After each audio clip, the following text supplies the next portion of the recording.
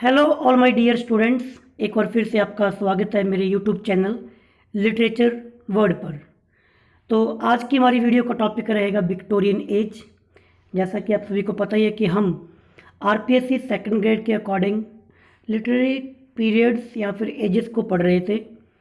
ये आज की हमारी वीडियो के अंदर विक्टोरियन एज को देखेंगे, जिसका टाइम पीरियड था 1837 से लेकर 1901 तक। तो शुरू करते हैं आज की हमारी वीडियो। Let's start it. तो बिल्कुल स्टार्टिंग्स में बात करना चाहूँगा विक्टोरियन एज के बारे में। ये जो आप पिक स्क्रीन पर देख रहे हो, ये रानी विक्टोरिया है, क्वीन विक्टोरिया, जिनके नाम पर इन्हीं के नाम पर क्योंकि इस टाइम के ड्यूरिंग इन्होंने ही इंग्लैंड की गद्दी पर राज किया था, तो इन्हीं के नाम पर इस एज का नाम पड़ गया विक्टोरियन एज। तो इससे पहले क्या था? इससे पहले हमने जो पढ़ के आए थे भाई, हमारा रोमांटिक एज हमने पढ़ी थी, वो एज थी। ठीक है, हुआ ये था कि इससे पहले जो गद्दी पर बैठे थे वो थे जॉर्ज थर्ड, जो कि अपने रोमांटिक एज के अंदर थे। अब जॉर्ज थर्ड के जो बेटा हुआ उसका जो गद्दी पर बैठा, तो वो था जॉर्ज फोर्थ। जॉर्ज थर्ड, उसके बाद में जॉर्ज फोर्थ। जॉर्ज फोर्थ का एक भाई था, यानी कि जॉर्ज थर्ड का बेटा, दूसरा बेटा विलियम फोर्थ। तो जब विलियम फोर्थ गद्दी पर बैठे, इनके बाद गद्दी पर वो अनमैरिड थे, उनकी कोई शादी वगैरह नहीं थी, आगे कोई उत्तराधिकारी नहीं था। तो विलियम फोर्थ की भतीजी विक्टोरिया गद्दी पर बैठी। इस प्रकार मैं थोड़ा हिस्ट्री के बारे में जान लिया कि इस एज में क्या कुछ था। तो थोड़ा सा एक बार रिवाइज कर रहा हूँ। जॉर्ज थर्ड, उसका बेटा जॉर्ज फोर्थ और विलियम फोर्थ। पहले जॉर्ज फोर्थ गद्दी पर बैठा, उसके बाद में उसका भाई जॉर्ज थर्ड का बेटा विलियम फोर्थ गद्दी पर बैठा, और इसके बाद में विलियम फोर्थ की भतीजी विक्टोरिया गद्दी पर बैठी इंग्लैंड के अंदर। तब से इस एज का नाम पड़ गया विक्टोरियन एज। हम इसके अंदर एक एक करके सारा कुछ देखेंगे, बट मैं उससे पहले चाहूँगा कि आपको थोड़ा सा ना क्या कुछ हम पढ़ेंगे ब्रीफ के अंदर बताना चाहूँगा। डिटेल के अंदर भी मैं बाद में पढ़ूंगा। ठीक है, हम इसके अंदर विक्टोरिया में जो 3 सिस्टर्स आती हैं, शैरोट ब्रांटे, एमिली ब्रांटे, एन ब्रांटे, इनके बारे में बात करेंगे। ये इनके कुछ नॉवल थे, वदरिंग हाइट्स, जैन आयरी। ठीक है, इनकी भी मैं आगे बात करूँगा। विक्टोरियन एज में एक और लेडी थी, जॉर्ज इलियट, जो कि मैरी एन अवांस इनका रियल नेम था, बट ये जॉर्ज इलियट के नाम से ये लिखा करती थी। इसी दौरान चिल्ड्रन लिटरेचर था, चिल्ड्रन लिटरेचर में ये सारे नाम थे। डोंट वरी, मैं एक एक इन पर बात करूँगा। ठीक है, शुरू करते हैं बिल्कुल स्टार्टिंग से विक्टोरियन पीरियड के बारे में। इसका टाइम पीरियड अलग अलग मिलेगा आपको, तो 1830 से लेकर 1901 कह दीजिए, और 1837 भी कहा जाता है, क्योंकि 1837 में क्वीन विक्टोरिया इंग्लैंड की राजगद्दी पर बैठी थी, और 1901 के अंदर क्वीन विक्टोरिया की डेथ हुई थी। तो इस एज को हम इंग्लिश लिटरेचर में जानते हैं विक्टोरियन एज के नाम से। यहाँ पे स्क्रीन पर टाइम पीरियड दे रखा है विक्टोरिया के बारे में, 1837 से लेकर 1901। अब थोड़ी सी यहाँ पे हम बहुत सारी इस एज के अंदर भाई बहुत सारे इन्वेंशंस हुई थी साइंस के अंदर भी। ठीक है, बहुत सारे नए नए आविष्कार हुए। यहाँ पर स्क्रीन के जरिए मैं आपको पहले थोड़ा समझाना चाहूँगा कि 1837 में क्या हुआ था। कुछ इम्पोर्टेंट विक्टोरियन पीरियड के जो इवेंट, जो घटनाएं घटित हुई, हालांकि डिटेल के अंदर बहुत सारी हैं, वहाँ मैं पढ़ाऊँगा स्लाइड में, फिर आप थोड़ा कंफ्यूज हो जाओगे। इससे पहले एटलीस्ट थोड़ा ओवरव्यू देने के लिए यहाँ से आपको थोड़ा इजीली समझ में आ जाएगा। 20/6/1837 को विक्टोरिया कम्स द थ्रोन, यानी कि गद्दी पर बैठी। एग्जैक्ट डेट यहाँ पे दे रखी है। इसके बाद अगले साल स्लेवरी को अबॉलिश कर दिया गया, ब्रिटेन से स्लेवरी को हटा दिया गया, यानी कि वो प्रथा जो चल रही थी गुलाम प्रथा, उसको बंद कर दिया गया। 1842 के अंदर जून में इनकम टैक्स इज इंट्रोड्यूस्ड। तो इनकम टैक्स नाम की जो चीज़ थी, जो आज हम जानते हैं, ये 1842 में आई थी। फिर इसी साल सितंबर के अंदर एक भुखमरी फैल गई थी, जिसको आयरिश पोटैटो के नाम से हम जानते हैं, आयरिश पोटैटो फेमाइन। भुखमरी फैली थी 1842 में। फिर 1854 के अंदर द क्रिमिन वॉर लड़ा गया था। अभी क्रिमिन वॉर की मैं बात करूँ आगे, बट हाईलाइट करने के लिए मैं टॉपिक यहाँ पे दे रहा हूँ। ठीक है, फिर 59 के अंदर चार्ल्स डार्विन ने जो थ्योरी दी थी on the origin of species, कि ये जो आप अपनी थ्योरी आज पढ़ते हो ना कि इंसान पहले बंदर था, फिर थोड़ा बड़ा हुआ, फिर उससे बड़ा हुआ, फिर आज का इंसान बना, ये जो थ्योरी दी गई ये थी चार्ल्स डार्विन की theory on the origin of species. फिर 1869 में स्वेज नहर, दुनिया की सबसे बड़ी नहर आप नाम जानते हो ना, स्वेज नहर, वो ओपन हुई थी 1869 में। फिर अगले साल अगस्त के अंदर right to tenants and right for women to retain property after marriage, मतलब कि जो औरतों को कुछ अधिकार वगैरह दिए गए थे, ये 1870 के अंदर आए थे।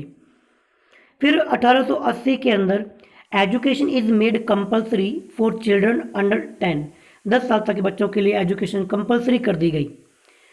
फिर जाके लास्ट में जो आप पढ़ेंगे 1901 के अंदर विक्टोरिया की डेथ हो गई और वहीं पे जाके आपकी विक्टोरियन एज खत्म हो गई।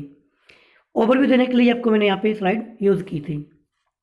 अब मैं डिटेल के अंदर कुछ और इवेंट आप यहाँ से पढ़ सकते हो, मैं सीधा डिटेल पढ़ता जाऊँगा, ठीक है, समझाने की कोई बात नहीं है। इधर ईयर दे रखे हैं और साथ में जो काम हुए वो बता दिए गए हैं ताकि अपन थोड़ा टाइम बच सके, क्योंकि डिटेल के अंदर फिर आप बुक से कहीं भी पढ़ सकते हो। 1819 के अंदर birth of Victoria. 1837 Victoria succeed uncle William fourth to throne at age of 18, जब रानी गद्दी पर बैठी थी, विलियम फोर्थ उनके अंकल थे, उनके बाद तब वो 18 साल की थी 1837 में। Dickenson, Charles Dickens, Pickwick paper and Oliver Twist, ये 2 नॉवल इसके पब्लिश हुए थे भाई, हम इन नॉवल की बात करेंगे। तो यहाँ पे जो हाईलाइट कर दी गई चीज़ें वो तो इम्पोर्टेंट है, मोस्ट इम्पोर्टेंट है, छांट छांट कर निकाली हुई चीज़ें हैं, कम से कम जो चीज़ें निकली वो है, ठीक है। डिटेल में तो फिर सारा कुछ ही आ जाएगा, वहाँ आप थोड़ा कहोगे कि सर बोर फील कर रहे हैं, ठीक है। 1843 के अंदर कार्ली की पास्ट एंड प्रेजेंट ये वर्क आया था। डिकन्सन की जो नॉवल आई थी ए क्रिसमस क्रोल। 1844 के अंदर आयरिश पोटैटो फेमाइन, हमने पहले बात कर ली। देखो थोड़ा सा एज एडजेक्ट आपको मैच नहीं करेगी, मतलब कि कहीं पे 42, कहीं पे 43, कहीं पे 44 मिलेगा, क्योंकि भुखमरी ऐसे तो यानी भी इसी साल शुरू हो गई, थोड़ा धीरे धीरे शुरू होती है, कई साल कुछ महीनों बाद पता चलता है भी हाँ भुखमरी फैल चुकी है, ठीक है, तो थोड़ा सा वेरिएशन आपको देखने को मिलेगा। 1847 एमिली ब्रंटे वदरिंग हाइट्स वर्क आया भी, एमिली ब्रंटे जो ब्रंटे सिस्टर थी उनका। शैरोट ब्रंटे का जीन आयरे आया 1848 में, founding of pre Raphaelite brotherhood. Pre Raphaelite, ये रैफल वही एक पेंटर था, तो उससे जो पहले जो हुए थे उनके लिए ये नाम दिया गया था, उनसे जो पहले जो भी कलाकार बंदे थे उनके लिए ये मूवमेंट, ये नाम आया था। Marx and Engels communist manifesto, ये भी सारे उस टाइम पे 1848 में आए थे। 1849 के अंदर डिकन्सन की जो डेविड कॉपरफील्ड बेस्ट नॉवल जो डिकन्सन का, ये आया था भाई, ठीक है। 1850 के अंदर first British public library act, British का पहला पब्लिक लाइब्रेरी एक्ट आया। फिर पब्लिक के अंदर बहुत सारी लाइब्रेरीज को खोला गया 1850 में, 1850 में, और ये 1850 का टाइम था जब टेनिसन को, लॉर्ड टेनिसन को पोइट लॉरेट बनाया गया था, यानी कि इंग्लैंड का राष्ट्र कवि आप कह दीजिए, 1850 में। 1853 में 1853 से 1853 तक क्रीमियन वॉर लड़ा गया था, एक तरफ रशिया था और दूसरी तरफ आपकी यूरोपियन कंट्रीज थी। डिकन्सन की एक नॉवल और टेल ऑफ टू सिटीज़, ये भी पब्लिश हुई थी 59 के अंदर। 1860 में डिकन्सन की जो नेक्स्ट बहुत ही बढ़िया फेमस नॉवल है ग्रेट एक्सपेक्टेशंस, आई थिंक आपने कहीं सिलेबस में पढ़ा हो गया, बट अदरवाइज क्या ना इनकी मूवीज़ बनी हुई है, आप चाहो तो इनके नेम से सर्च मार लिया करो, आपको यूट्यूब पर मूवीज़ मिल जाएगी, मूवीज़ देखना अगर नॉवल पढ़ने का टाइम ना मिले तो। 1876 में Victoria named rule of India, ये तो अपने को पता ही होगा, वी आर इंडियन, तो हमें पता होना चाहिए कि 1876 के अंदर जो भारत में रूल जो कर रही थी वो थी विक्टोरिया। 1857 की जो क्रांति हुई थी उसके बाद में जो काम था वो, जो भी रूल था वो सारा का सारा ईस्ट इंडिया कंपनी से आगे इंग्लैंड में चला गया था। बट एग्जैक्ट ये रूल जो रानी बना दी गई भारत की रानी, वो भी आप विक्टोरिया ही थी। 1879 में Edison invention the electrical light bulb, ये जो आप आज लाइट बल्ब देखते हो इसकी इन्वेंशन एडिसन, थॉमस एडिसन ने 1879 में कर दी थी। तो देखो कितना कुछ नया हो रहा है, कहीं पे कुछ नए एक्ट आ रहे हैं, लाइब्रेरीज खोली जा रही हैं, कहीं पे साइंटिफिक कुछ इन्वेंशंस होती जा रही हैं, तो एज अपने में बहुत खास एज थी, विक्टोरियन एज, और बिल्कुल पीसफुल। आप कहोगे बिल्कुल यहाँ पे कोई लड़ाई दंगा कुछ नहीं हुआ था हिस्ट्री में, ठीक है ना, काफ़ी पीसफुल मानी जाती है। क्योंकि देखो अगर युद्ध वगैरह होते रहेंगे तो बंदा कहाँ इतने बड़े आविष्कार करेगा, कुछ पीसफुल एनवायरनमेंट मिलेगा तो बंदा कुछ सोचता है, तभी तो बड़े बड़े आविष्कार हुए थे। देखिए थर्ड रिफॉर्म एक्ट लाया गया था, extending voting right to agriculture workers. तो जो एग्रीकल्चर वर्कर थे उनको वोट का अधिकार दिया गया। कार्ल्स वैन invention the first automobile, Karl Benz ने ऑटोमोबाइल बनाया पहला। 1891 के अंदर फ्री एजुकेशन एक्ट आया, जिसे हम फ्री एजुकेशन एक्ट 1891 के नाम से जानते हैं, और 1901 के अंदर डेथ हो गई थी क्वीन विक्टोरिया की। अब मैं थोड़ा डिटेल के अंदर पढ़ना चाहूँगा, ठीक है, तो थोड़ा धैर्य बनाए रखें। चलते हैं उस स्लाइड पर, हम बिल्कुल डिटेल में पढ़ेंगे वहाँ पर। हाँ जी, तो हम अब यहाँ पे जो जितनी बातें हैं मैं आपको पहले कुछ बातें क्लियर कर देता हूँ। यहाँ पर हर एक चीज़ डिटेल के अंदर दी गई है। अब डिटेल के अंदर आप पढ़ना चाहो तो वीडियो को पॉज करके आप एक एक बात को पढ़ सकते हो, अपना नोट डाउन कर सकते हो। मैं सिर्फ उन पॉइंट पर ही बात करूँगा जो कि आरपीएससी सेकंड ग्रेड के अकॉर्डिंग या फिर थोड़ा सा कम लेवल के एग्ज़ाम्स के लिए बेनिफिशियल रहेंगे। डिटेल में आप पढ़ना चाहो तो वही आप ये वीडियो को पॉज करके या फिर गूगल से भी आप कहीं ऑथराइड बुक से भी पढ़ सकते हो, ठीक है। चलो चलते हैं अभी। Introduction and historical background. The Victoria period started when Victoria succeeded her uncle William IV and became queen at age of 18 in 1837। दोबारा से वही बात लिखी है कि क्वीन विक्टोरिया अपने अंकल विलियम फोर्थ के बाद 18 साल की उम्र में इंग्लैंड की ब्रिटेन की रानी बनी 1837 में। तब से इस एज को शुरू माना जाता है। Victorian period is considered as the most prosperous period in English history due to industrial revolution and scientific developments. Victorian period को most prosperous period in English history माना जाता है क्योंकि इस टाइम पर इंडस्ट्रियल रेवोल्यूशंस और साइंटिफिक डेवलपमेंट्स हुई थी। यानी कि इंडस्ट्री काफ़ी बहुत ज़्यादा बढ़ जाएगी और साइंस के अंदर नए नए इन्वेंशंस होने लग जाएंगी, हुई थी। Monarchy rule come to an end end democracy became the order of the day and House of Common became the ruling power. Monarchy थोड़ा सा एंड पे आ चुकी थी, डेमोक्रेसी जो था वो थोड़ा बढ़ रही थी, और हाउस ऑफ कॉमन की पावर भी एज ए रूलिंग पावर बनती जा रही थी। स्लेवरी वॉज अबॉलिश्ड इन 1834। 1834 के दौरान स्लेवरी को ख़त्म कर दिया गया, गुलाम प्रथा को बंद कर दिया गया। But anti slavery morality took years to come into effect. अब ये तो है नहीं कि 1837 को एक्ट आ गया और कल से भी गुलाम बनने बंद, नहीं, दिमागी तौर से लोगों की जो गुलामियत है इसको ख़त्म करने के लिए काफ़ी साल लग गए। The Victorian code of conduct include sexual restraint, low tolerance of crime and no tolerance of homosexuality. ये भी विक्टोरियन कोड के दौरान ही आए थे। Writer in Victorian era pushed for religious, political and social change. जितने भी विक्टोरियन टाइप के जो भी राइटर वगैरह थे वो अपने वर्क्स के जरिए सोसाइटी के अंदर रिलीजियस टाइप के, पॉलिटिक्स टाइप के सोशल चेंज को लाना चाहते थे। जितने भी आप नावल देखोगे समाज की तस्वीर को बिल्कुल साफ साफ दिखाया गया है। Many writers challenge the model for perfect social behaviour. उन्होंने एक बढ़िया समाज को नई प्रकार की जिंदगी देने के लिए वर्क को लिखा। मेजर इवेंट, ओके, इसी दौरान कुछ जो घटनाएं जो घटित हुई, हालांकि मैंने वहाँ पर आपको एक चार्ट में समझा दिया था, यहाँ पर भी आप थोड़ा डिटेल में पढ़ सकते हो। विक्टोरियन मैरीज हर फर्स्ट कज़न प्रिंस अल्बर्ट। तो नई चीज़ यहाँ पे ये मिल गई कि विक्टोरिया ने अपने पहले कज़न से शादी की थी जिसका नाम अल्बर्ट था। And they will have 9 children. तो इनके 9 बच्चे थे। आयरिश पोटैटो फेमाइन बेगन सी, मैंने आपको पहले बता दिया कि आयरिश पोटैटो फेमाइन भुखमरी शुरू हो गई थी। क्रिमिन वॉर बिगन्स। क्रिमिन वॉर लड़ा गया। एक तरफ रशिया, रशिया किसके अगेंस्ट था भाई?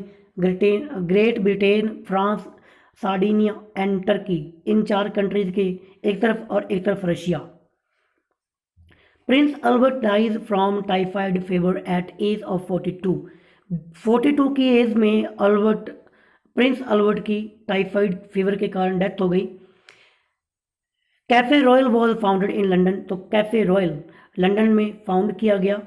द स्वेज नहर वॉज बिल्ड, बनाई गई स्वेज नहर, which greatly reduce the ship travel distance between Europe and Asia. Europe से एशिया का जो शिप ट्रैवलिंग था उनको घूम के आना पड़ता था समुद्र में से होकर, बीच में से नहर निकाल दी भाई, तो सीधा आना जाना ईजी हो गया। First telephone communication made by Alexander Graham Bell, Alexander Graham Bell के द्वारा पहली बार टेलीफोन पे बातचीत की गई, यानी कि टेलीफोन बनाया गया। Thomas Edison inventors electrical light bulb and phonograph, तो थॉमस एडिसन ने लाइट बल्ब बनाया और फोनोग्राफ बनाया। Karl Benz invent the first automobile, पहली गाड़ी, वही गाड़ी ऑटोमोबाइल किसने? Karl Benz. Advancements in technology in Victorian age, technology में क्या क्या कुछ चीज़ें आई, ये सारी चीज़ें आप इसलिए पढ़ रहे हो बेटा ताकि, क्योंकि जैसी सोसाइटी होगी वैसे वैसे वर्क आपको देखने को मिलेंगे, मतलब कि जो भी वर्क देखोगे आप उसके अंदर ये दिखेगा। आगे नॉवल वगैरह आएंगे, नॉवल में, पोइट्री में, एसेज में, जो भी प्रो सेक्शन पोइट्री सेक्शन है, जैसी जैसी चीज़ें सोसाइटी के अंदर बन रही थी, जैसी सोसाइटी थी वैसा ही literature, literature is the mirror of society, ऐसा हम जानते हैं। इसलिए ये घटनाओं को याद रखना जरूरी है। बाकी जीके के लिए भी आपके काम में आ ही जाएंगे, अगर कंपटीशन की तैयारी कर रहे हो, ये क्वेश्चन कहीं से पूछा जा सकता है। तो बात करते हैं टेक्नोलॉजी में। Samuel Morse greatly impacted communication by inventing Morse code and the telegraph system, telegraph system आ गया और मोर्स कोड सिस्टम इन्वेंट किया गया सैमुअल मोर्स के द्वारा। ऑयल रिफाइनिंग, यानी कि रिफाइन वाली फैक्ट्री लेते हैं, रिफाइनरी जैसे आप बोलते हो, वो भी first started to be use, पहली बार उसको यूज़ किया गया। वहाँ से आपको गैसोलीन, डीजल, ऑयल, इनको अलग अलग निकाला जाने लगा। आज भी रिफाइनरीज बनी हुई हैं, तो पहली जो थी वो विक्टोरियन एज के अंदर ही आई थी। The sewage system clean up the street of London, London की गलियों को साफ किया गया। And revolutionised waste management, the gas engine is invented by Etienne Lenoir, इनके एंटीन के द्वारा गैस इंजन इन्वेंट किया गया। पहले स्टीम था भाई, फिर गैस इंजन आ गया। Elias Howe invents the sewing machine which allowed, sewing machine भाई कपड़ा बुनकरों वाली मशीन बनाई गई, इससे थोड़ा सा बुनकरों को ईजी हो गया और बहुत बड़े प्रोडक्शन पर कपड़े को क्लॉथिंग की गई। Wireless telegraph was invented by Markovnikov, greatly impacting communication, वो कम्युनिकेशन से काफ़ी प्रभावित हुए थे, तो फिर उन्होंने वायरलेस टेलीग्राफ बना दिया मार्कोनी ने। Thomas Edison invented the phonograph, Thomas Edison वही बल्ब वाले, इन्होंने फोनोग्राफ बनाया, माइक्रोफोन बनाया, इलेक्ट्रिकल लाइट बल्ब बनाया। एडवांसमेंट इन साइंस, साइंस में क्या क्या कुछ नई इन्वेंशंस हुई।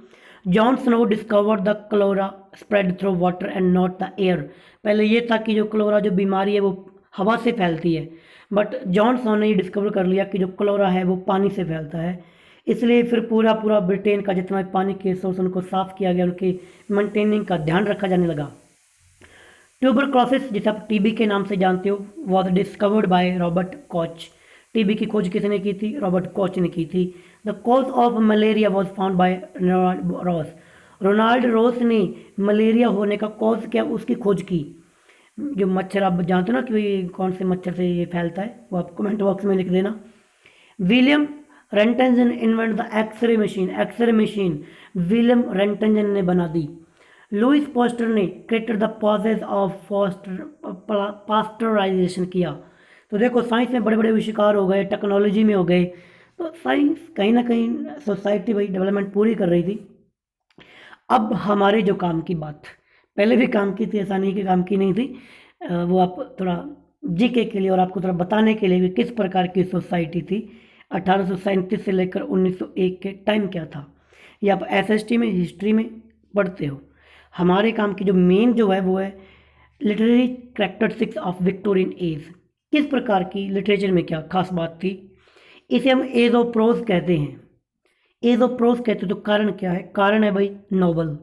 हालांकि नॉवल तो आपके मैंने पढ़ाया था लेट, जो आपकी न्यू क्लासिकल एज आई थी, लेट जो आपकी ट्रांजिशन पीरियड आया था वहाँ पे शुरू हो चुके थे, फिर विक्टोरिया अब रोमांटिक एज आ गई, यहाँ पे विक्टोरियन एज आ गई 3rd नंबर पे। इसमें तो भाई बहुत ज़्यादा नॉवल आपको देखने को मिलेंगे, बहुत फेमस भी हैं, मतलब कि फिल्म बनी हुई है उन पर, तो आप देखना चाहो तो ठीक है। बड़े बड़े जैसे आप देखोगे चार्ल्स डिकन्स, ठीक है, थॉमस हार्डी जैसे बंदे इंग्लिश लिटरेचर में आ जाएंगे। तो इसे हम एज ऑफ प्रोज कहते हैं। Since the number of readers has increased thousand fold with the spread of popular education in Victorian age, it is the age of newspaper. हम इसे इस एज को age of newspaper, magazines and the modern novel की age कहा जाता है। The novel is this age fill a place with the drama had the rise of Elizabeth. Elizabethan के time period के दौरान जैसे विलियम शेक्सपियर और क्रिस्टोफर मार्लो जैसे लोग जिस प्रकार ड्रामा लिखते थे, ड्रामा फेमस था, वही जगह इस दौरान नॉवल ने ले ली थी। Novel became the pleasant taste for the literary entertainment, यानी कि लोग बहुत बड़े लेवल पर एंटरटेनमेंट के लिए नॉवल को पढ़ते थे। नॉवल बड़ा सभी, जैसे आप कोई कहानी देख लो, हैरी पॉटर देख लो, इजीली आपको समझ में आ जाएगा आज की भाषा में हैरी पॉटर, वो भी एक नॉवल ही है, 7 किताबें हैं उसकी। मॉरल पर्पस के लिए लिखा जाता था भाई। द सेकंड मर्केंट लिटरेरी, देखो जब इतने बड़े इन्वेंशन हो रही है, थोड़ा सा मॉरल लोगों का डाउन हो जाएगा। आज ही देख लो टेक्नोलॉजी के कारण क्या है, मॉरल तो खत्म ही है, टेक्नोलॉजी है सारी की सारी। तो मॉरल पर्पस के लिए लिटरेचर जो लिखा गया बहुत लोगों को कुछ ना कुछ सामाजिक गुण उनके अंदर डेवलप करने के लिए, ताकि लोग कुछ समाज से जुड़ सकें, उनको देख सकें। तो मॉरल पर्पस के लिए लिटरेचर को लिखा गया, जैसे कि टेनिसन हो गए, ब्राउनिंग हो गए, कार्ल्स हो गए, रस्किन हो गए। They all work for moral purpose to uplift and the instruct. Number 3 पे इसकी जो विशेषता थी वो थी आपकी रियलिज्म। रियलिज्म यानी कि रियल बातों पे लिखना, जैसी सोसाइटी वो साफ लिख दिया। पिक पेपर देख लीजिए आप, वदरिंग हाइट देख लीजिए आप, ग्रेट एक्सपेक्टेशंस देख लीजिए, जितने भी करेक्टर हैं वो सोसाइटी में जो कुछ हो रहा था बिल्कुल साफ दिखाया गया है। तो ये होता है रियलिज्म। ज़्यादा मैं पढ़ूंगा नहीं, पढ़ने का कोई फायदा नहीं, क्योंकि मैंने बता दिया जैसा सोसाइटी में है वैसा ही दिखाना, ये होता है रियलिज्म। नंबर 4 है एज ऑफ एसेसिस्ट। एसेज बहुत ज़्यादा लिखे गए। Victorian age also age of greatest essayist, like इस दौरान बड़े बड़े जो एसिस्ट थे, निबंध लिखने वाले, मकौले, कार्ल, रस्किन, इन्होंने बहुत सारे वर्क लिखे, एसेज लिखे। हम अब बात करेंगे इस दौरान मेजर और माइनर पोइट्स कौन कौन से थे, नॉवलिस्ट कौन से थे, एसिस्ट कौन से थे, ड्रामेटिस्ट कौन से थे। जो मेन होगा उसके बारे में बिल्कुल डिटेल में पढ़ दूंगा, जो ज़्यादा डिटेल में नहीं पढ़ूंगा तो उसका सिर्फ अपने नाम से काम चलाएंगे, ठीक है। पहले देखते हैं अपने मेजर पोइट, यानी कि मेजर है तो वही इनको तो पढ़ना पड़ेगा। सबसे बड़ा नाम, पहला नाम अल्फ्रेड टेनिसन, लॉर्ड टेनिसन, जिनको पोइट लॉरिट बनाया गया था, ये यही है। इनके बारे में एक लाइन पढ़ देता हूँ। Tennyson was the most representative poet of the Victorian age, just like Charles Dickens. Charles Dickens की तरह ही टेनिसन बहुत ही फेमस विक्टोरियन एज के पोइट थे। He was the poet laureate of great Britain of Ireland during much of queen Victoria range and was awarded, तो भाई poet laureate थे और इनको चांसलर गोल्ड मेडल इनको दिया गया था, one of his first pieces, क्योंकि इनका जो पहला पीस आया था, वर्क आया था, टिम्बुक्टू। इसका वही नाम याद रखना, इस वर्क का, Timbuktu. Tennyson first sign work was chiefly lyrical, दूसरा मोस्ट इंपॉर्टेंट वर्क। हालांकि मैं आगे ना वीडियो में इसी में कुछ स्लाइड्स मैंने ले रखी हैं, उनमें आपको थोड़ा और जो मोस्ट इंपॉर्टेंट को हाईलाइट वहाँ पे कर दूंगा, ठीक है। तो कोई छूट जाए तो भाई आगे देख लेंगे। जो ब्लैक कर रखे हैं ये फेमस है, नाम पढ़ लो चाहिए इनके। आगे है the princess of A medley, poem है, लगभग 3000 लाइनों में और ब्लैक वर्स में लिखी गई है। फिर इनका वर्क जो कि ये बहुत बार पूछा भी गया, इन मेमोरियम ऑफ WHL हेलन, ये आपकी एक एलजी है। The ideals of the king rank among the greatest of Tennyson work, इनको भी इनके महान कार्यों के अंदर गिना जाता है। collection of poems called English Idylls, which began in poems of 1842. Of these period poems, varied poems, इसमें बहुत सारी पोइम थी, जैसे कि Dora, the gardener's daughter, Ulysses important है, लॉक्सले हॉल, ये भी इंपॉर्टेंट है, sir Galahad are the best and worth of study, पढ़ने के लायक ये सारी की सारी पोइम बढ़िया है। यूलिसेस और लॉक्सले हॉल तो आप लोगों ने लगभग कहीं ना कहीं सिलेबस में पढ़ रखी होगी। One of the most famous these series, इन एक सीरीज चलाई थी Enoch Arden, the brook poem, ये ब्रूक पोइम जो कि टेनिसन के लिखी गई है, ये एक बैलेड है, इसमें इसका जो करेक्टर है वो खुद ब्रू की है, वो अपनी कहानी बताता है। Tennyson's Tithonus poem written in the form of dramatic monologue, ये ड्रामेटिक मोनोलॉग में लिखी गई है। ड्रामेटिक मोनोलॉग में हालांकि हम आगे पढ़ेंगे रॉबर्ट ब्राउनिंग का नाम आता है, बट ये पोएम भी ड्रामेटिक मोनोलॉग के अंदर है। टेनिसन की Maud, the poem composed in 1844। In this poem the narrator tells his father suicide following financial crash कि फाइनेंशियल क्रच के कारण कैसे उसके फादर ने सुसाइड कर लिया, इस पोएम के अंदर बताया गया है। सॉरी भाई। आ गया तो भाई रॉबर्ट ब्राउनिंग, ये भी इंपॉर्टेंट है, इनके बारे में पढ़ेंगे। Robert Browning develops the dramatic monologue to its greatest higher after Tennyson. Tennyson के बाद में ड्रामेटिक मोनोलॉग में नाम जिनका आता है वो है आपके रॉबर्ट ब्राउनिंग। ड्रामेटिक मोनोलॉग में मैंने आपको बता दूंगा, आगे मेरे टॉपिक आएगा वहाँ पर पढ़ेंगे। हालांकि सीधी सी बात है कि जब सभी करेक्टर्स की बातें जब खुद बंदा करता है, एक ही बंदे के द्वारा बताई जाती है, उसे कहते हैं ड्रामेटिक मोनोलॉग। ये आई थिंक मैंने करा रखा है लिटरेरी टर्म्स के अंदर, फॉर्म्स के अंदर देखना ड्रामेटिक मोनोलॉग क्या है, वहाँ पर करवा रखा है, अच्छे से वीडियो बना रखी है, वहाँ पढ़ लेना। इनकी फेमस पोइम है माई लास्ट डचेस, जो कि RPSC second grade first grade के सिलेबस में थी, ठीक है। My last duchess best example of dramatic monologue written by Robert Browning. Andrew del Sarto, second most important work by Robert Browning. This poem reveals the impact of Italian Russian on Browning's poetic career. Russia का थोड़ा सा renaissance का प्रभाव यहाँ पर देखने को मिलता है। ब्राउनिंग्स फर्स्ट ड्रामा नेम, ब्राउनिंग का जो पहला ड्रामा था वो था भाई स्टाफोर्ड, ये इंपॉर्टेंट है, पहला ड्रामा स्टाफोर्ड। पीपा पाइसी, ये तो भाई ये भी इंपॉर्टेंट है, यहाँ के मेरे को ये चारों ही इंपॉर्टेंट है। My last duchess, Andrew Sarto, Stafford, Pippa Passes और नंबर लास्ट पे जो है ए ब्लॉट इन द स्कॉटर। ये सारे के सारे वर्क आपके रॉबर्ट ब्राउनिंग के हैं। अब बात इसी आगे थोड़ा देखते हैं रॉबर्ट ब्राउनिंग में। Second notable drama of the Browning are Colombe's birthday and in balcony. The ring and the book, ये इंपॉर्टेंट है। The ring and the book is Browning's masterpiece, is an immense poem twice as long as Paradise Lost by Milton. Paradise Lost की लगभग दुगनी है भाई, जितनी बड़ी paradise lost है ना जो जॉन मिल्टन ने लिखी है उसकी डबल है, इतनी लंबी पोइम है। The ring and the book, Pauline, a fragment of Confessions written by 1832, it was the first published poem। ये पाउलिन इसकी पहली पोइम थी भाई। बात करते हैं माइनर की, माइनर तो नहीं है बल्कि छोटे राइटर नहीं है, बट अभी जो थे वो बड़े बड़े थे, बड़े भाई दो ही आए, ध्यान रखना, रॉबर्ट ब्राउनिंग और लॉर्ड टेनिसन। तो छोटा सा हालांकि जो कम है, एलिजाबेथ बैरेट ब्राउनिंग, ये आपकी इनकी वाइफ थी भाई, रॉबर्ट ब्राउनिंग की पत्नी थी। रॉबर्ट ब्राउनिंग पहले ज़्यादा फेमस नहीं थे, इन्होंने इनसे शादी कर ली, ये पहले बहुत फेमस थी, बाद में रॉबर्ट ब्राउनिंग तो बाद में फेमस हुए थे। इनका ही नाम कंसीडर किया गया था पोएट लॉरेट के बाद बनने के लिए, बट फिर लॉर्ड टेनिसन को बना दिया गया। She was the wife of Robert Browning. The cry of the children, a poem which child labour के अगेंस्ट वॉइस उठाने के लिए इनका work the cry of the children important है। Sonnets from the Portuguese is a novel inspiring work of love poems, एक love poem work से inspire होकर इन्होंने ये नॉवल लिखा था भाई।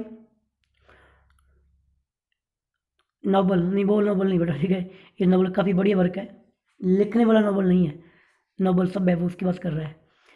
कासा गाइडी विंडोज़ और औरा लई, एक नॉवल है जो कि वर्ड्स के अंदर है। ब्रंटेज लास्ट 2 वॉल्यूम्स वर्ड, जो लास्ट थे वो थी poem before Congress and last poems, published after her death, ये इनकी डेथ के बाद में पब्लिश हुई थी।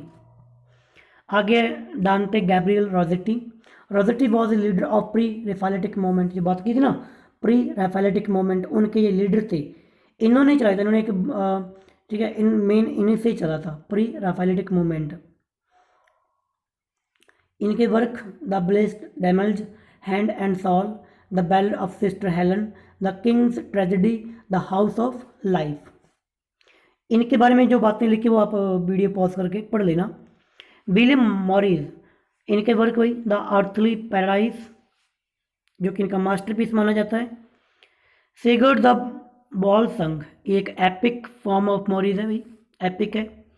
मॉरिस फेमस रोमांस आर, जो रोमांसेज हैं फेमस वो कौन कौन से थे? The house of Wolfings, the story of glittering plain, the roots of the mountains, ये इनके रोमांसेस थे। टाइप ऑफ लिटरेचर होता है रोमांसेस लिखने का, कि जैसे नॉवल वगैरह होती है, कहानी वगैरह होती है, वैसे होता है। आगे भाई Algernon Charles Swinburne, Swinburne's chronicle is the last of the Victorian poet. लास्ट में थे क्रॉनिकल, अब पढ़ते तो अगर सिक्वेंस में लगाते हो इनका तो लास्ट यही थे। इनका वर्क एटलांटा इन क्लाइडन, ये इनका ब्यूटीफुल लिरिकल ड्रामा है modelled on the Greek tragedy, इनका मास्टरपीस है। अब बात, अभी मैंने पोइट की बात की, पोइट्स की बात की थी, अब बात करते हैं नॉवलिस्ट की। यहाँ पे बड़ी बड़ी नाम आएंगे, आपने सुने हुए होंगे। चार्ल्स डिकन्स, इनके अब बहुत ज़्यादा बड़ी बायोग्राफी इनकी पढ़नी पड़ेगी क्योंकि बहुत चीज़ें उन्होंने लिखी थी, बट मैं आपको सिर्फ वर्क बता देता हूँ। Pickwick papers, the adventures of Oliver Twist, the old curiosity shop, David Copperfield, Bleak House, a tale of two cities, great expectations. इनके कुछ और बुक थी जैसे कि a Christmas carol, the chimes, the cricket and the hearth, the battle of life. आगे George Eliot, ये lady थी भाई, इनका रियल नेम तो था मैरी एन एवांस, ये नोट कर लेना क्योंकि बहुत बार पूछा गया है कि भाई जॉर्ज इलियट का रियल नेम क्या था, या फिर जो मैरी एन एवांस थी वो किस नाम से लिखती थी। ये इन लड़कों वाला नाम यूज़ करती थी। बड़ा कॉन्ट्रेरी चीज़ यहाँ पे दिख रही है कि रूल कर रही है वो तो रानी है, लेडी है, बट औरतों की दशा देखिए, उनको लिखने की आज़ादी ज़्यादा नहीं है, वो उनको लड़कों के नाम से लिखना पड़ता था। इनके फेमस वर्क थे भाई Adam Bede, the mill on Floss, important है the mill on Floss. Silas Marner, the weaver of Raveloe Romola, midland march, study of providence life, Daniel Deronda. इसमें पहले दो इंपॉर्टेंट है, एडम बेड और the mill on the Floss. Elizabeth Gaskell, daughter of Scottish Unitarian minister, ये Unitarian minister की बेटी थी और she was is close friendship with the Charles Bronte. Charlotte Bronte की ये काफ़ी बढ़िया दोस्त थी और ब्रांटे फादर जो इनके शैरोल्ट ब्रांटे के पिताजी थे, उन्हीं के कहने पर एलिजाबेथ गैस्किल ने शैरोल्ट की बायोग्राफी लिखी थी क्योंकि वो तो मर चुकी थी उसके बाद। Gaskell's first novel was Mary Barton. Gaskell's other famous work कौन कौन से भाई, जैसे कि Cranford, Ruth, north and south, Sylvia's lovers, wives and daughters and everyday story. Charlotte Bronte, जिसका भी मैंने पीछे बात की थी, जिनकी बायोग्राफी लिखी थी, इनको first historian of the private consciousness कहा जाता है। ये इंपॉर्टेंट लाइन है, first historian of the private consciousness. और फर्स्ट बेस्ट नॉवल वॉज जेन आयर। जेन आयर इनका पहला बेस्ट नॉवल है। अदर इनके जैसे कि शार्ले विलेटे, द प्रोफेसर, ये थे। एमिली ब्रांटे, ये शैरोल्ट ब्रांटे, एमिली ब्रांटे, और एक आगे देखेंगे एन ब्रांटे। इनको ब्रांटे सिस्टर के नाम से जाना जाता है, जो मैंने आपको स्टार्टिंग में दिखाया था, ब्रांटे सिस्टर्स। एमिली ब्रांटे ये उसकी बहन थी, तो इनका फेमस वर्क वदरिंग हाइट, इनकी मूवी बनी हुई है, मूवी देख लेना आप, काफ़ी बड़ी मूवी है, आपको पूरा नॉवल समझ में आ जाएगा, वदरिंग हाइट्स। फिर इनकी तीसरी बहन एन ब्रांटे, इसका फेमस वर्क जो है वो है भाई आपका द टेनेंट ऑफ विंडफेल। ये मैं आपको फ़ोटो भी अभी आगे दिखा दूंगा, ठीक है, इन तीनों की नॉवल की फ़ोटो आएगी, द टेनेंट ऑफ विंडफेल की और जेन आयर की और वदरिंग हाइट की। इन तीनों के नॉवल, ये क्रॉनिकल पूछ सकता है भैया, ये मैच करने वाला पूछ सकता है भैया, आप मैच कीजिए कौन सा नॉवल किसका है, तो थोड़ा ध्यान रखना। शैरोल्ट ब्रांटे का था जीन आयर और एमिली का था वदरिंग हाइट और एन ब्रांटे का था भाई द टेनेंट ऑफ विंडफेल। आगे विलियम मैकबेथ थैकरे, इनका कलकत्ता के अंदर कैलकाटा के अंदर जन्म हुआ था। Thackeray was the son of the Indian civil servant, ये इनके बेटे थे। इनका वर्क जिसे आप द पेरिस स्केच बुक के नाम से जानते हो, इनका मोस्ट फेमस नॉवल था the vanity fair, in novel without A hero, पूरा नाम इसका ये था भाई द वैनिटी फेयर, ये इंपॉर्टेंट है। थैकरे ने कुछ और फेमस नॉवल भी लिखे जैसे कि the history of Pendennis, the history of Henry Esmond, the new comes memories of most respectable family, the Virginians. आगे नेम आता है एंटोनी ट्राफेले का, Trollope the best known for इनका वर्क था। अब ये थोड़े से आप इनको कम कंसीडर कर सकते हो इम्पोर्टेंट। विच इनका नॉवल था भाई वास्टर chronicles.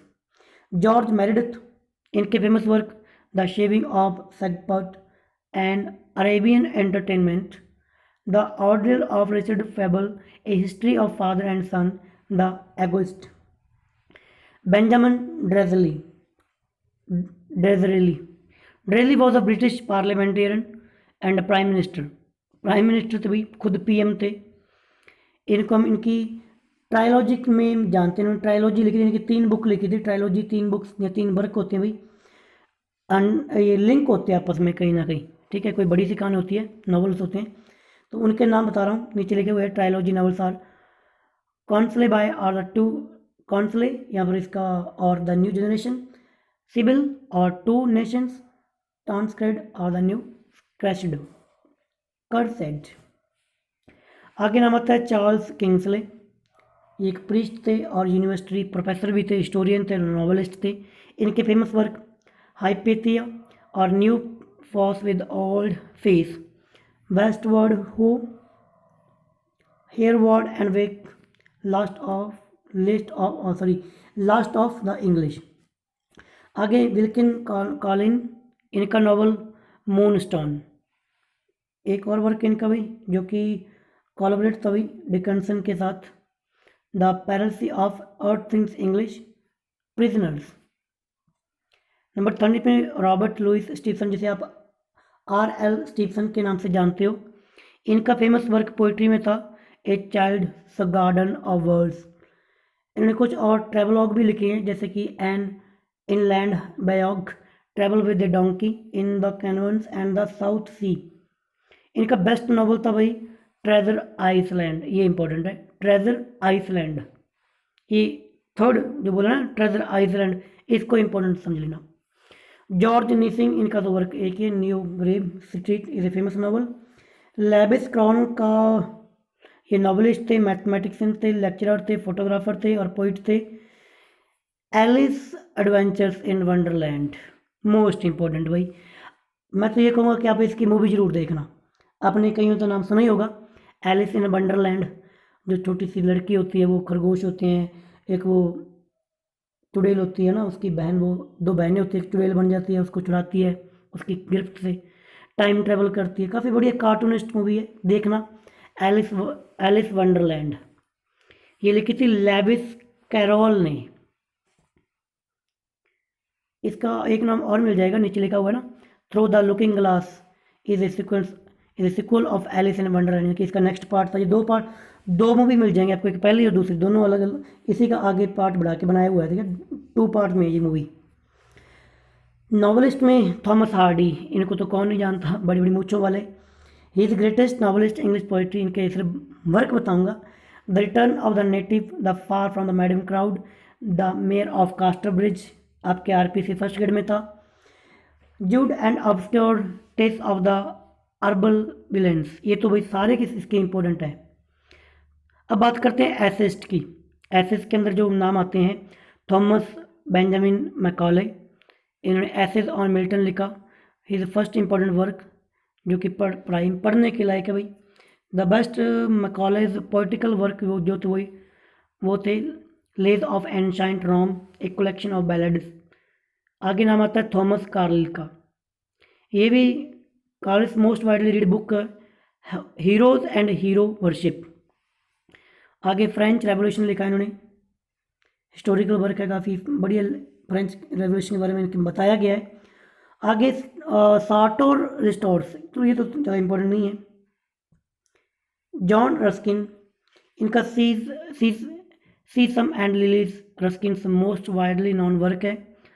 Kings treasuries, also a famous book which contain the thoughts of the kingly minds of the ages, उस टाइम के राजाओं का क्या माइंड सेट था उसको दिखाया गया है। ऑफ क्वींस गार्डन, ये इसमें क्वेश्चंस पूछे गए हैं, वुमेन के प्लेस क्या था एजुकेशन में, ठीक है। आगे मैथ्यू अर्नोल्ड, इन सभी की फोटोज मैं आपको आगे दिखाने वाला हूँ, ठीक है, कौन कौन से बंदे क्या थे। Arnold's best known narrative poem Balder dead, ये इंपॉर्टेंट है। एंड सौरभ एंड रुस्तम, ये दोनों पोइम इंपॉर्टेंट है मैथ्यू अर्नोल्ड की। The first place among Arnold prose work must be given to the essays in criticism. ऐसे in criticism को काफ़ी important place मिला है लिटरेचर में। आगे थायरिसिस है, the scholar gipsy memorial verses a southern night, Rugby chapel, ये कुछ इंपॉर्टेंट वर्क है मैथ्यू अर्नोल्ड के। आगे जॉन हेनरी न्यूमैन, इनका अपॉलॉजी ऑफ प्रोबिटासॉ is Newman's most significant work. इनमें इंपॉर्टेंट ज़्यादा लास्ट वाला देख लो, द ड्रीम ऑफ जॉर्जिन्स। अब बात करते हैं ड्रामेटिस्ट की। ड्रामा के अंदर वही नाम था ऑस्कर वाइल्ड का, सीधा ड्रामा के मैं नाम बोल रहा हूँ। Lady Windermere's fan, Salome a woman of no importance and ideal husband, the importance of being earnest, a trivial comedy for serious people.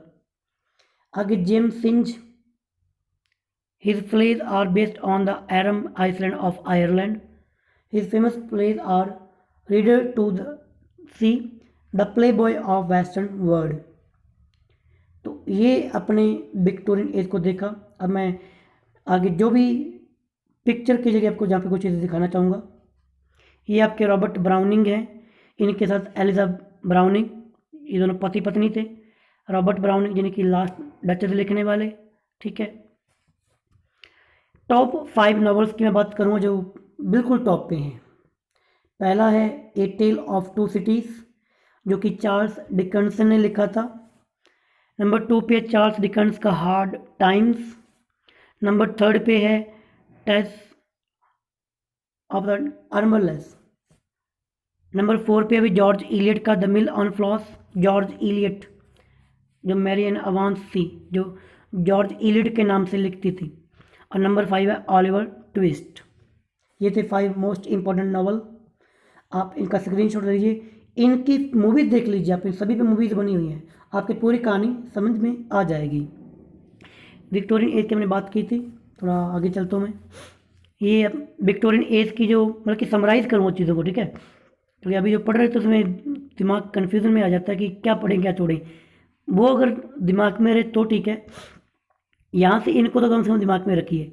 ये ब्रांटे सिस्टर्स हैं तीनों, शैरोट ब्रांटे, एमिली ब्रांटे और एन ब्रांटे। ये ब्रांटे सिस्टर्स के नाम से जानी जाती हैं।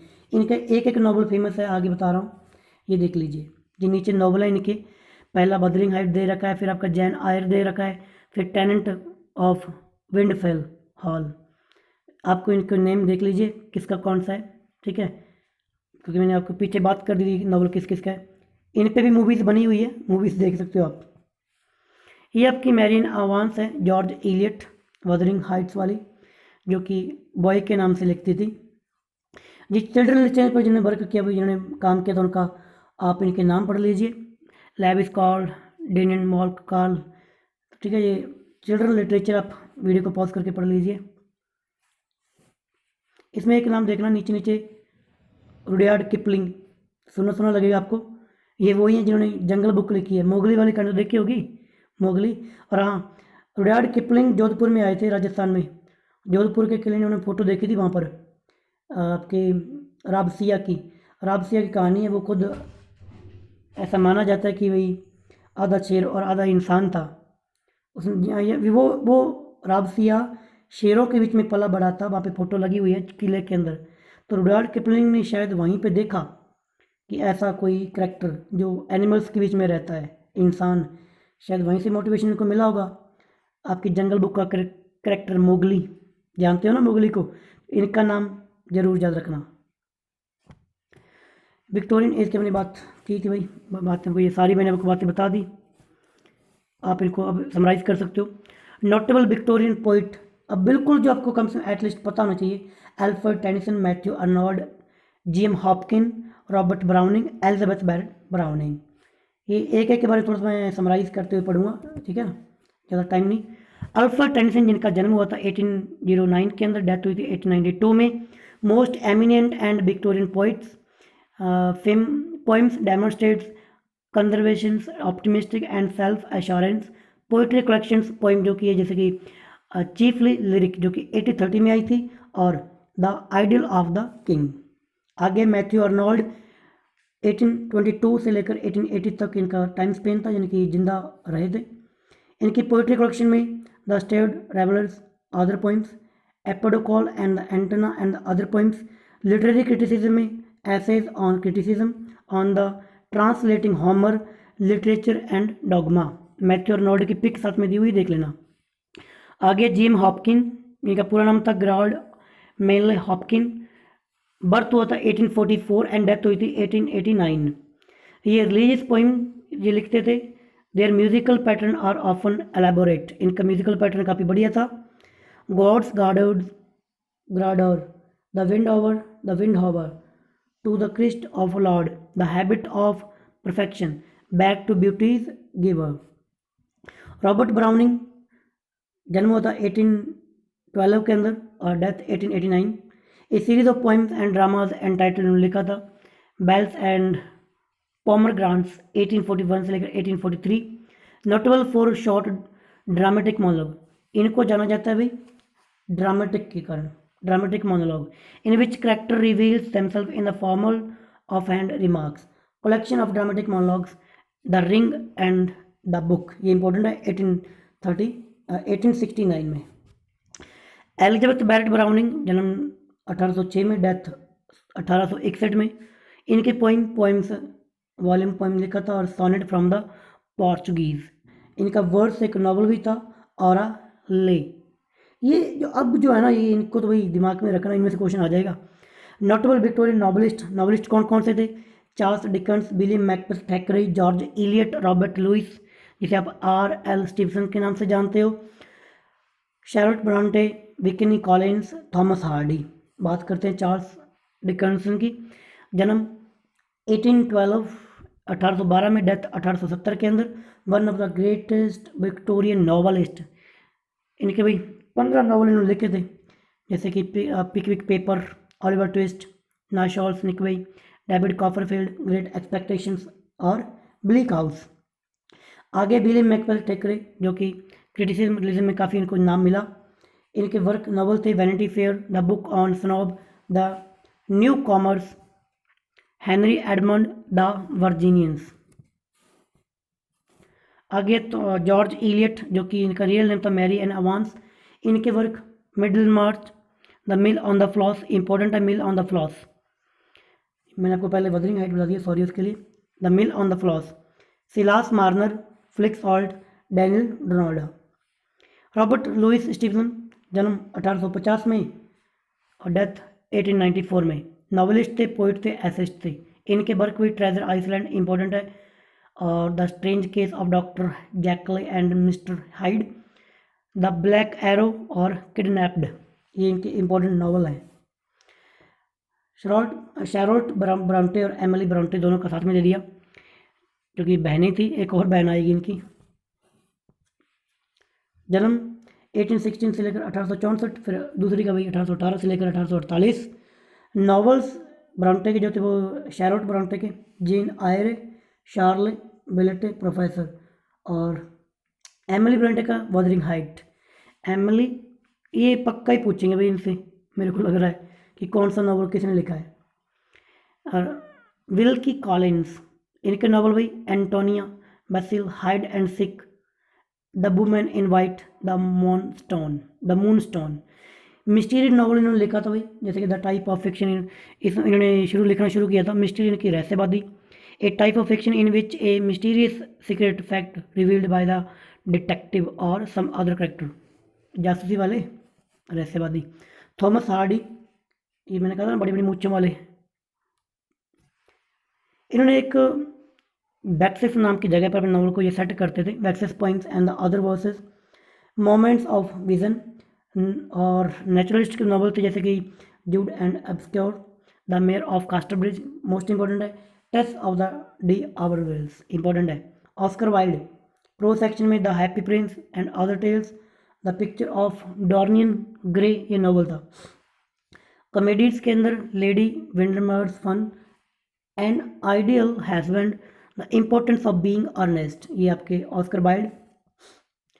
तो भाई यहाँ पर आके अपनी वीडियो फिनिश होती है। लगभग 50 मिनट में अपने विक्टोरियन एज को देखा, डिटेल में नहीं जा सके, एक एक वर्ग की बात करनी पड़ती है, कौन सा वर्ग कब लिखा, इसमें क्या क्या बातें हैं। फिर मेरे हिसाब से तो ये वीडियो कम से कम 3-4 घंटे में चाहिए, क्योंकि एक एक चीज़ इंपॉर्टेंट बताना। मैंने एक ओवरव्यू देने की कोशिश की है, कुछ गलतियाँ पढ़ने सेशन में ज़रूर आ जाती है, क्योंकि मैं पंजाबी हूँ तो थोड़ा प्रॉब्लम आती है, इसके लिए सॉरी। अब आपसे नेक्स्ट वीडियो में मिलेंगे मॉडर्न एज के लिए। समराइज़ करने के लिए वीडियोस बड़ी आपके लिए, यानी कि आपको फास्ट देखना हो कि कौन कौन सी चीज़ें कहाँ पे हैं, तो आप वीडियोस को आगे शेयर कर सकते हो, लाइक कर सकते हो। मिलेंगे नेक्स्ट वीडियो में। Bye bye, take care.